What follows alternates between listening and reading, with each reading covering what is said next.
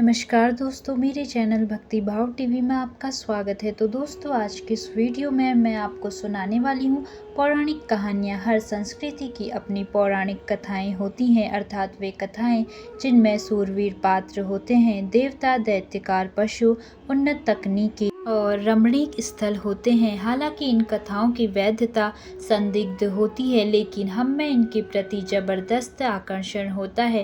प्राचीन भारतीय इतिहास और संस्कृति ऐसी असंख्य कथाओं से भरी पड़ी हैं जो न केवल रोमांचकारी और मनोरंजक हैं, बल्कि उनमें एक नैतिक शिक्षा भी समाहित है।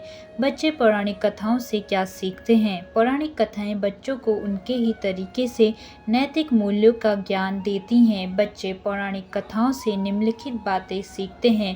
पहला, अच्छाई और बुराई।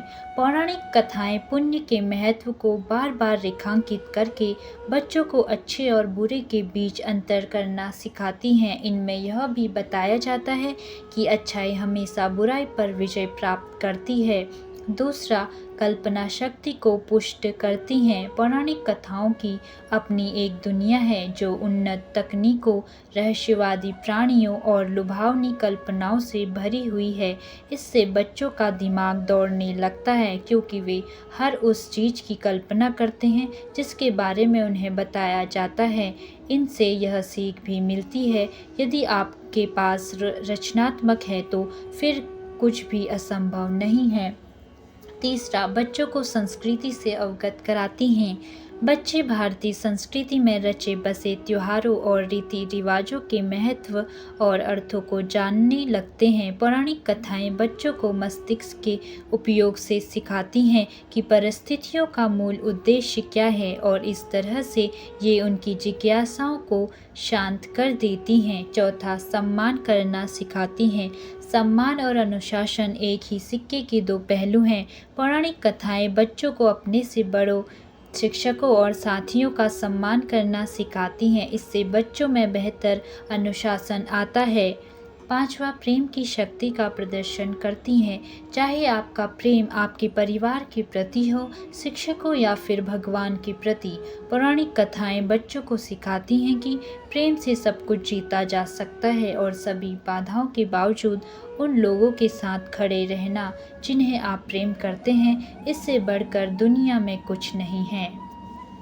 पौराणिक कहानियाँ अपने बच्चों को पौराणिक कथाओं से परिचित कराने से उन्हें अपनी संस्कृति, आस्था, भाषा और नैतिक मान्यताओं के बारे में जानने में मदद मिलेगी। ये कथाएं सुनाकर आप अपने बच्चों के साथ कुछ यादगार पल भी बिता सकती हैं, जिससे न केवल उनकी कल्पना शक्ति का विस्तार होगा, बल्कि उनमें भाषाई क्षमताएं और नैतिक मूल्य भी विकसित होंगे। यहाँ बच्चों के लिए 10 हिंदू पौराणिक कथाओं की एक सूची दी गई है, जो 10 अलग अलग पौराणिक पात्रों के जीवन की दुर्गमताओं और उनसे सीखे जा सकने वाले पाठों के बारे में विस्तार से बताती हैं। पहला, एकलव्य का समर्पण। यह कहानी महाभारत काल की है। एकलव्य नामक एक लड़का था जो अपने कबीले के साथ जंगल में रहता था। विश्व का सर्वश्रेष्ठ धनुर्धर बनना ही उसके जीवन का एकमात्र लक्ष्य था। हालांकि जब वह गुरु द्रोण के पास दीक्षा लेने गया तो उन्होंने उसकी छोटी जाति का हवाला देकर ऐसा करने से मना कर दिया। इसके बाद भी एकलव्य गुरु द्रोण की एक प्रतिमा बनाकर धनुर्विद्या का अभ्यास करने लगा, जिसके परिणाम स्वरूप वह इस कौशल में निपुण हो गया। हालांकि जब आचार्य द्रोण और एकलव्य का सामना हुआ तो उसकी उपलब्धि देखकर द्रोण को यह भय हो गया कि कहीं एक आदिवासी लड़का उनके सर्वश्रेष्ठ शिष्य अर्जुन से आगे न निकल जाए। उन्होंने एकलव्य से कहा कि मेरी छत्र छाया में सीखने के कारण तुम्हें मुझे गुरु दक्षिणा देनी होगी। तब एकलव्य ने उनसे गुरु दक्षिणा मांगने के लिए कहा और आचार्य द्रोण ने गुरु दक्षिणा के रूप में एकलव्य का दाहिना अंगूठा ही मांग लिया। गुरु से बिना कोई सवाल किया एकलव्य ने तुरंत अपने दाहिने अंगूठे को काटा और द्रोण को सौंप दिया। फलस्वरूप विश्व का सर्वश्रेष्ठ धनुर्धर बनने का उसका सपना टूट गया। नैतिक शिक्षा। आपका बच्चा, विशेषकर शिक्षकों के प्रति कठिन परिश्रम, सम्मान और समर्पण के बारे में सीखेगा। दूसरा, सूरदास की भक्ति। सूरदास भगवान कृष्ण के सर्वश्रेष्ठ भक्तों में से एक थे। वह कृष्ण से इतना प्यार करते थे कि उन्होंने उनके सम्मान में 1 लाख से अधिक भक्ति गीत लिखे। कथा कहती है कि सूरदास अंधे थे। एक बार जब राधा उनका पीछा कर रही थी तो उन्होंने राधा की पायल रख ली। राधा ने जब अपनी पायल वापस मांगी तो सूरदास ने यह कहकर कि वह अंधे हैं और राधा को पहचान नहीं सकते, उन्होंने पायल वापस देने से इनकार कर दिया। इस अवसर पर श्री कृष्ण ने उनकी आंखों को अच्छा कर उन्हें दृष्टि प्रदान कर दी, किंतु सूरदास श्री कृष्ण से यह दृष्टि वापस ले लेने के लिए विनती करने लगे। इसका कारण पूछे जाने पर उन्होंने कहा कि उन्होंने श्री कृष्ण को देख लिया और अब उन्हें इस दुनिया में और कुछ नहीं देखना। नैतिक शिक्षा। यह कहानी आपके बच्चे में निस्वार्थ प्रेम की भावना पैदा करेगी और उन बातों के प्रति समर्पित होना सिखाएगी जिसकी वह परवाह करता है। तीसरा, अभिमन्यु का साहस। महाभारत के वीर योद्धाओं में से एक अभिमन्यु का नाम साहस का प्रतीक है। जब वह अपनी मां सुभद्रा के पेट में था तो उसके पिता अर्जुन ने सुभद्रा को व्यूह रचना की विद्या सुनाई थी। अभिमन्यु ने गर्भ में पूरी तकनीक को ध्यानपूर्वक सुना, लेकिन जैसे ही अर्जुन व्यूह से निकलने का तरीका बताने वाले थे, उसकी मां यानी सुभद्रा को नींद आ गई। युद्ध के दौरान अभिमन्यु कौरव सेना द्वारा बनाए गए चक्रव्यूह के अंदर फंस गया था। भले ही उसने व्यूह से निकलने का कौशल नहीं सीखा था, लेकिन उसने अपने माता पिता और परिवार के लिए लड़ते हुए अपने प्राण त्याग दिए। नैतिक शिक्षा। अभिमन्यु का बलिदान आपके बच्चे को परिवार, गरिमा और प्रेम के प्रति साहसी और निष्ठावान रहना सिखाएगा। चौथा, श्री राम की सत्यनिष्ठा। हम जानते हैं कि भगवान विष्णु के 7वें अवतार भगवान श्री राम की कहानियों का वर्णन रामायण में किया गया है। श्री राम को उनके पिता दशरथ ने राजकुमार का पद छोड़कर 14 वर्ष के लिए वनवास जाने का आदेश दिया था। उनकी पत्नी सीता और भाई लक्ष्मण भी उनके साथ वन में गए। वनवास के अंतिम दिनों में लंका के राजा रावण ने सीता का अपहरण कर लिया और उसे बंधक बना लिया। भीषण बाधाओं का सामना करते हुए भी श्री राम रावण और उसकी विशाल सेना से लड़कर और उसे हराकर अपनी पत्नी को सकुशल वापस लाते हैं। नैतिक शिक्षा। 2 भाइयों और पति और पत्नी के बीच का अटूट बंधन ही इस कहानी का मूल नैतिक पाठ है। यह आपके बच्चों को सत्यनिष्ठा, संबंध और प्रेम का महत्व समझाएगी। 5वां, देवी दुर्गा की शक्ति। जब असुर राज महिषासुर ने देवताओं के राजा इंद्र को पराजित करके स्वर्ग पर नियंत्रण कर लिया था, तब सभी देवताओं की दिव्य शक्तियों को मिलाकर असाधारण देवी दुर्गा का निर्माण हुआ। देवी दुर्गा ने महिषासुर को मारकर उसके अत्याचारों से छुटकारा दिलाया और विश्व की रक्षा की। नैतिक शिक्षा। देवी दुर्गा की कथा छोटे लड़कों और लड़कियों को यह समझाती है कि महिलाएं भी साहसी, शक्तिशाली और धर्मनिष्ठ होती हैं। 6, प्रहलाद की आस्था। राक्षस हिरण्यकश्यपु का पुत्र प्रहलाद भगवान विष्णु का अनन्य भक्त था। हालांकि उसके अभिमानी पिता भगवान ब्रह्मा से प्राप्त वरदान के कारण खुद को भगवान समझते थे और इस कारण विष्णु से घृणा करते थे। हिरण्यकश्यपु ने विविध तरीकों से प्रहलाद को मारने की कोशिश की, लेकिन विष्णु ने हर बार प्रहलाद को बचा लिया।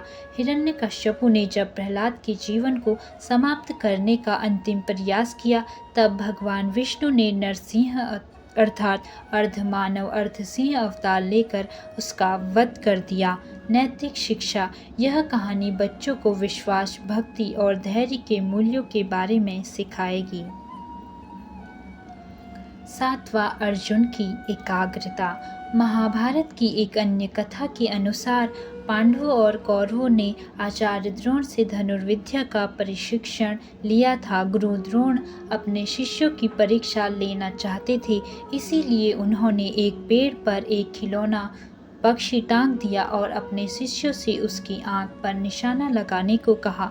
जब उन्होंने उनसे पूछा कि उन्हें क्या दिखाई दे रहा है, तो कौरवों तथा शेष पांडवों ने अलग अलग जवाब दिए, जैसे कि पक्षी, पत्ते, पेड़ इत्यादि, और परीक्षा में असफल हो गए। केवल अर्जुन ने एकाग्र होकर कहा कि उसे पक्षी की आंख के सिवा और कुछ नहीं दिख रहा। प्रसन्न होकर आचार्य द्रोण ने अर्जुन को तीर चलाने के लिए कहा। अर्जुन के तीर ने बड़ी सटीकता से पक्षी की आंख को भेद दिया। नैतिक शिक्षा। यह कहानी ध्यान और संकल्प को समर्पित है। यह आपके बच्चों को बताएगी कि लक्ष्य की प्राप्ति के लिए सबसे पहले लक्ष्य निर्धारित करना चाहिए और फिर हमें उस लक्ष्य की प्राप्ति के लिए एकाग्रता और लगन से कार्य करना चाहिए। 8वां, सीता की शक्ति। वनवास के बाद श्री राम लक्ष्मण और सीता को लेकर अयोध्या लौटे और सुखपूर्वक शासन करने लगे। हालांकि सीता को लेकर जनता में अनर्गल बातें होने लगी कि वह एक पर पुरुष अर्थात रावण के साथ रहती थी, भले ही यह सीता की इच्छा के विरुद्ध था। इन चर्चाओं को नियंत्रित करने और जनता के अटूट विश्वास को बनाए रखने के लिए राम ने सीता को जंगल में भेज दिया। वहां सीता ने ऋषि वाल्मीकि के आश्रम में शरण ली और अपने जुड़वा पुत्रों को जन्म दिया। अकेली मां होने के बावजूद सीता ने ही उनका पालन पोषण किया। नैतिक शिक्षा। यह कहानी बताती है कि तमाम कठिनाइयों का सामना करते हुए भी महिलाएं दृढ़, साहसी और स्वतंत्र हो सकती हैं। 9वां, श्रवण की कर्तव्यपरायणता। श्रवण कुमार एक निर्धन किशोर था जो अपने माता पिता को भारत के सभी धार्मिक स्थलों की यात्रा कराना चाहता था। चूँकि माता पिता बूढ़े और अंधे थे, वह उन दोनों को 2 टोकरियों में बिठाकर अपने कंधे पर रख कर ले जा रहा था। अयोध्या के जंगलों को पार करते समय श्रवण कुमार के माता पिता को प्यास लगी। उनकी प्यास बुझाने हेतु वह अकेला ही जल की खोज में निकला। तभी जंगल में शिकार के लिए निकले राजा दशरथ का तीर गलती से श्रवण को लग गया और उसकी मृत्यु हो गई। जब श्रवण के प्राण निकल रहे थे, तब उसने दशरथ से याचना की कि वह उसके माता पिता के लिए पानी ले जाए। नैतिक शिक्षा। श्रवण दया और निष्ठा का अवतार था। यह कथा आपके बच्चों में करुणा का संचार करेगी और उन्हें माता पिता की देखभाल करने के लिए प्रोत्साहित करेगी। 10वां, श्री कृष्ण और सुदामा की मित्रता। भगवान श्री कृष्ण और सुदामा में बचपन से ही बहुत घनिष्ठ मित्रता थी। बाद के समय में श्री कृष्ण द्वारिका के राजा हो गए, जबकि सुदामा एक गरीब ब्राह्मण के रूप में जीवन यापन करते थे। एक दिन उनकी दशा इतनी खराब हो गई कि खाने के लिए भी कुछ नहीं बचा। तब उनकी पत्नी ने उनसे उनके मित्र कृष्ण के पास जाने की सलाह दी। पत्नी की बात सुनकर सुदामा कृष्ण से मिलने निकले। कई दिनों तक पैदल चलने के बाद सुदामा द्वारका पहुँचे, जहाँ उनको देखते ही श्री कृष्ण ने उन्हें गले से लगा लिया। रास्ते में खराब हुए उनके पैरों को अपने हाथों से साफ किया और उनकी खूब आवभगत की। इसके बावजूद सुदामा अपने मित्र से कुछ मांग नहीं सके। 2 दिनों बाद वह वापस घर के लिए निकले और रास्ते में यही सोचते रहे कि पत्नी से क्या कहूँगा। हालांकि जब वह घर पहुँचे तो उनकी झोपड़ी महल में बदल चुकी थी और पत्नी व बच्चे सुंदर कपड़ों में उनके स्वागत के लिए खड़े थे। श्री कृष्ण ने अपने मित्र के बिना बोले ही उसके सारे दुखों को समाप्त कर दिया था। नैतिक शिक्षा। यह कथा आपके बच्चों को सीख देती है कि मित्रता में कोई भेद नहीं होता, न कोई अमीर होता है और न कोई गरीब। तो दोस्तों, कैसी लगी आपको यह कहानी, कमेंट करके ज़रूर बताएं। और ऐसी ही बहुत सारी कहानियों, कथाओं और जानकारियों को सुनने के लिए मेरे चैनल को सब्सक्राइब करें। धन्यवाद।